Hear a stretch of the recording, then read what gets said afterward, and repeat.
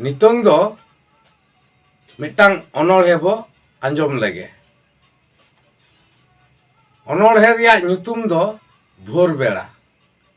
All अकादाय Sadhuram चांद Murmu are ओढ़े कते आंजमाबोन कना मानवतीय राधिका टुडू। इन हुडिन माछा मित अनोढ़े इन लय आंजमाबोना। अनोढ़े रियाग ᱧᱩᱛᱩᱢ दो भोर बेड़ा। अनोलिया मन कवि गुरु साधुराम चांद मुर्मू।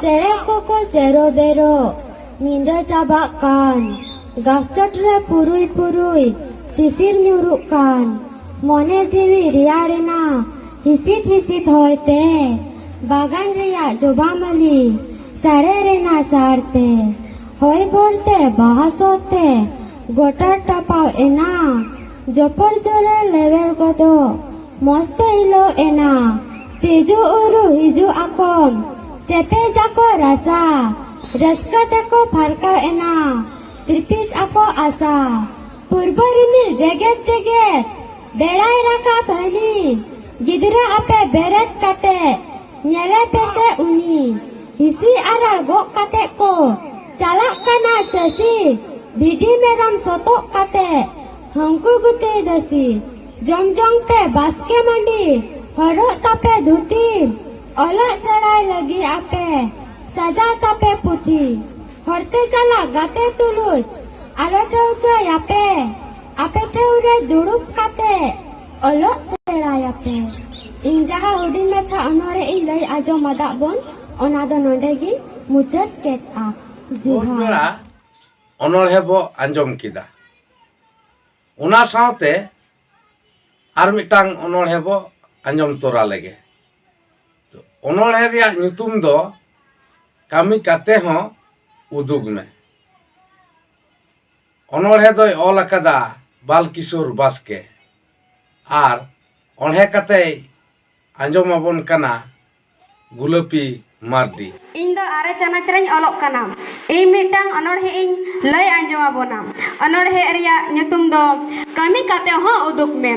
अनोलिया बालकिशोर बास्के कथा मतो दो आलम रोड़ा कामी काते उदुग में।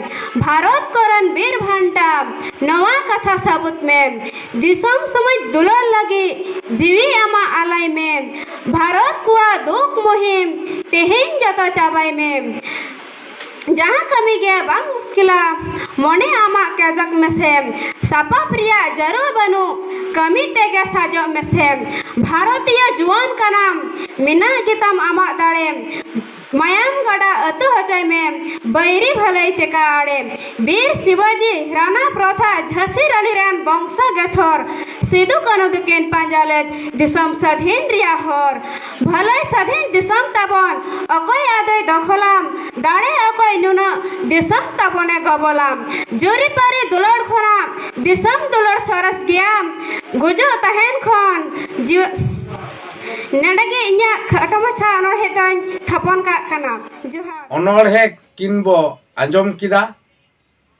तो आंजम काते ओका लेका बो ऐक्यौ किदा ओना दो आपान आपिन दिस हुदिस कथा को कमेंट बॉक्स रे कमेंट तबन पे आर नोआ चैनल रिया वीडियो को दिनम गे ñel इदी तबन पे।